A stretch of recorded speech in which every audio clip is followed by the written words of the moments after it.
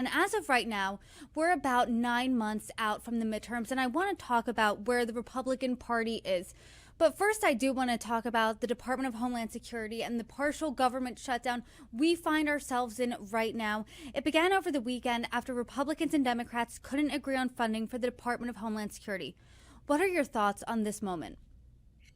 A government shutdown is never a good thing. I know that we're constantly talking about, are we going to have a shutdown, a partial one? Is it coming? Is it looming? What's happening?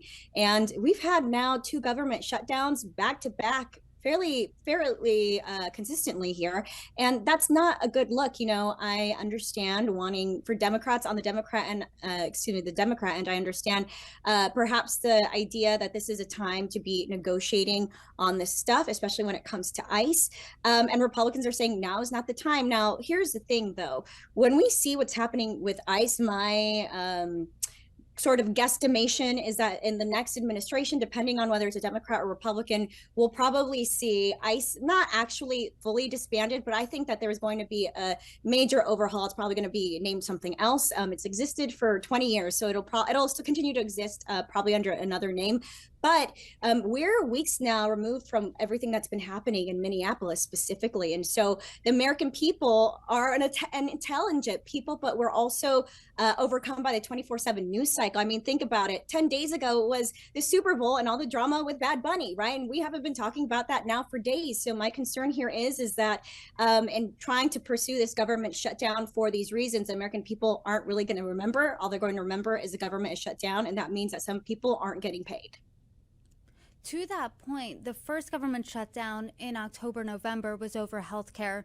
This one's over DHS funding, and Democrats want to see reforms to ICE and other guardrails imposed on DHS, and I'll list a few, like making sure immigration enforcement is targeted, prohibiting immigration enforcement agents from wearing masks, and implementing a use of force policy. How close do you think negotiations are going, and where do you want to see Republicans at when it comes to these negotiations? Because ever since we saw those immigration operations in Minneapolis, in Minnesota, Republicans too, according to polling, thought that ICE was being aggressive, ICE was going too far. I don't think that this is a winning issue for Republicans when it comes to immigration and ICE and sort of all of those things themselves in this moment.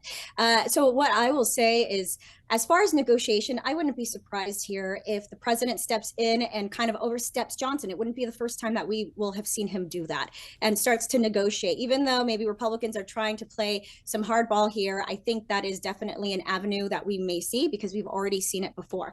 Now, as far as the tactics, ICE is using and deploying, I think that some of these changes that Democrats are trying to make are very common sense. No masks. Well, guess what? Republicans have been very anti-mask since the COVID times, right? So now all of a sudden, why are we so pro-mask? I think some of these things make sense to the average American person who is not following politics the way you and I are. And I think they're going to have to come to the negotiating table and make some of these decisions for the American people.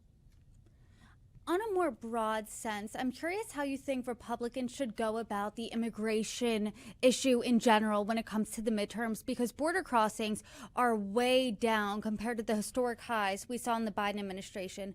But then that's not really being talked about, right? What was being talked about largely in the news since January onward was ICE in Minnesota, the shooting of two American citizens by federal agents. I mean, how do you think Republicans' message when it comes to immigration?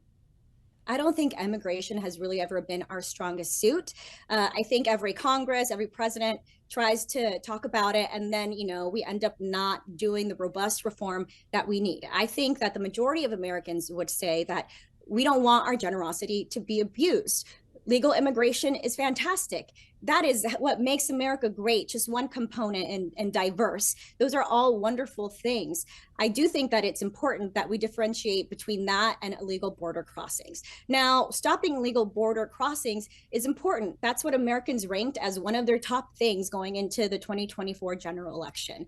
But with that being said, what we've seen is probably not what Americans had in mind. We've seen a lot of dehumanization, a lot of cruelty, children being separated from their families. families and a lot of Hispanic Republicans have come forward and say, hey, we got to do something different, or we are going to lose that Hispanic vote that we've just started now to gain. So I would say that rhetoric matters. The way that we talk about people matter. Now, like, I'm not talking about the, everyday criminal who's done these really terrible things. I'm talking about the person who's been in this country for 20 years, illegally, yes, but has built a wonderful life for the family, has been involved in their community. Those are the people that the average American doesn't necessarily care about kicking out of this country right away. It is those criminals. And I think that the government, the administration really needs to put focus on that and stop terrorizing not just these people who maybe shouldn't be here, but also American citizens. We've seen all the videos of people saying like, oh, well, you have an accent. That must mean you're an illegal immigrant,